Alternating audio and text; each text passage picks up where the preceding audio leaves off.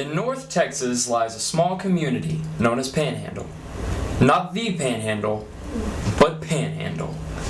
And this is our story.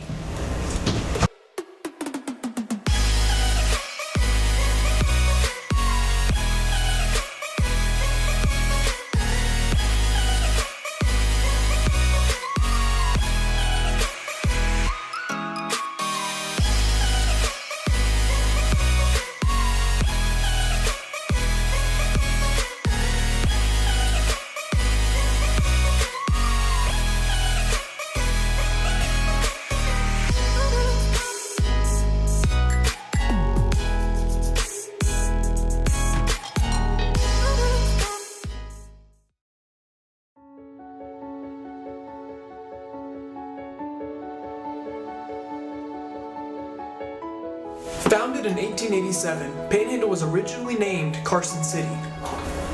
A few years later, in 1893, Carson City was renamed to Panhandle. Panhandle was originally going to be the transportation hub of the Texas Panhandle. However, today, that city is Amarillo.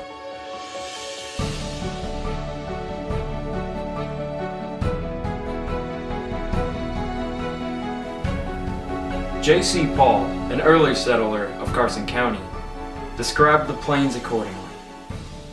It was a beautiful, smooth prairie as far as the eye could see. Not a tree, not even a shrub knee-high to hide a jackrabbit, for miles in every direction. No fences, no roads, no houses, only a handful of people around Panhandle.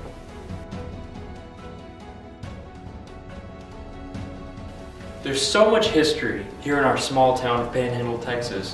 What better place to learn about it than in our very own Square House Museum, where we can learn about how the pioneers lived in their dugouts during the Dust Bowl, all the wildlife and everything else that runs around the little critters, our railways, which was a base for Panhandle whenever we first started to become a community.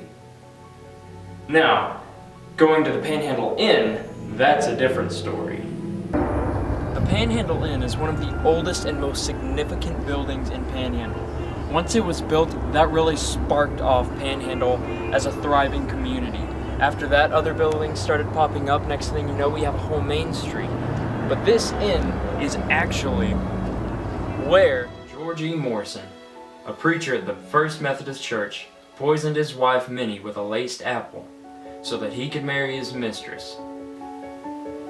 Here in our town in the middle of nowhere is the home of the Fighting Panhandle Panthers. Being a small town in Texas, we are a very football-focused town. The crowds gather every Friday night to watch the Panthers play off against whoever and whichever team crosses our path. The screams coming from the stands as we score a touchdown. Such a supportive community.